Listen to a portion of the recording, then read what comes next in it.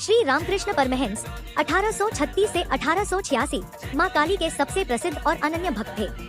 उनके जीवन की सबसे प्रमुख और प्रेरणादायक कहानी माँ काली के साथ उनका गहरा जीवन संबंध है। वे माँ काली को कोई मूर्ति या देवी नहीं, बल्कि जीवित माँ मानते थे, जो उनके सामने नाचती, बात करती, खाना खाती और उन्हें आशीर्वाद देती थी। माँ काली के प्रथम दर्शन की प्रसिद्ध घटना। रामकृष्ण परमहंस जब दक्षिणेश्वर काली मंदिर, कोलकाता के पास में पुजारी बने, तब उनकी माँ काली को देखने की तीव्र इच्छा जागी। वे दिन रात मंदिर में रहते, पूजा करते, लेकिन सच्चा साक्षात्कार नहीं हो रहा था। उनकी व्याकुलता इतनी बढ़ गई कि वे रोते गिड़गिड़ाते, माँ मुझे दर्शन दो, कहते हुए जमीन पर लोटपोट हो जाते। एक दिन लगभग 1855 से 56 के आसपास उनकी यह व्याकुलता चरम पर पहुंची। वे मंदिर के पास एक कमरे में थे, जहां वे अकेले थे। अचानक उनका हृदय फटने लगा, जैसे कोई गीला कपड़ा निचोड़ा जा रहा हो।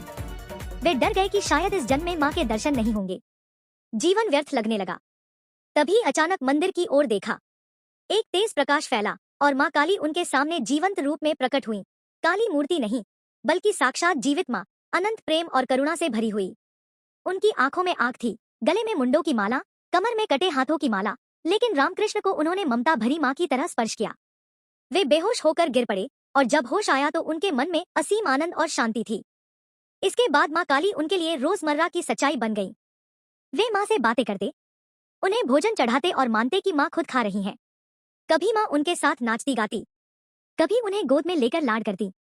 रामकृष्ण कहते थे, माँ ने मेरा हाथ नहीं पकड़ा, बल्कि मैंने माँ का हाथ पकड़ा है, अर्थात माँ ने ही मुझे चुना।